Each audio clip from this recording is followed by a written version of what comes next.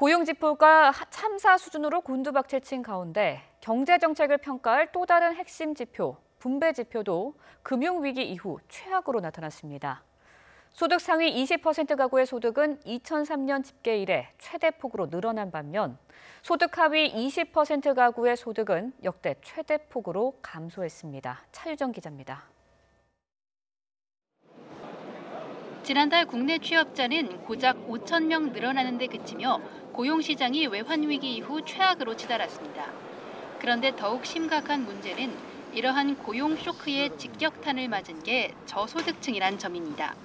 통계청 조사 결과 올 2분기 소득 하위 20% 가구 취업자 수는 지난해 한 가구당 0.83명에서 0.68명으로 쪼그라들었습니다. 최하위 가구 일자리가 1년 새 18% 급감한 겁니다. 특히 노동비용이 증가하게 되는 최저임금의 급격한 인상, 그리고 노동시간의 경직적 단축 등이 시행되면서 노동시장 상황이 안 좋아지고 있고요. 이로 인해서 취약 노동계층들이 상당한 어려움에 직면해 있고, 여기에 구조조정과 경기 악화에 따른 내수 부진으로 영세 자영업자 벌이가 어려워진 데다 급속한 고령화로 빈곤 노인층은 늘면서 2분기 하위 20% 가구 소득은 같은 분기 기준으로 역대 최대폭으로 감소했습니다. 반면 고소득층 형편은 오히려 좋아졌습니다.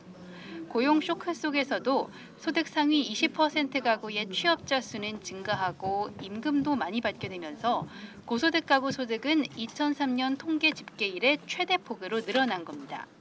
결과적으로 상위 20% 소득을 하위 20% 소득으로 나눈 5분위 배율은 5배 넘게 벌어지며 소득 격차는 금융위기를 겪었던 2008년 이후 10년 만에 최악으로 나빠지게 됐습니다.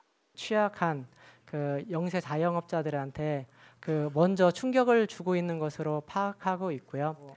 반면에 상용직이라든지 아니면은 일단 어떤 근사한 일자리, 어떤 좋은 일자리를 중심으로 한 근로소득의 증가하고.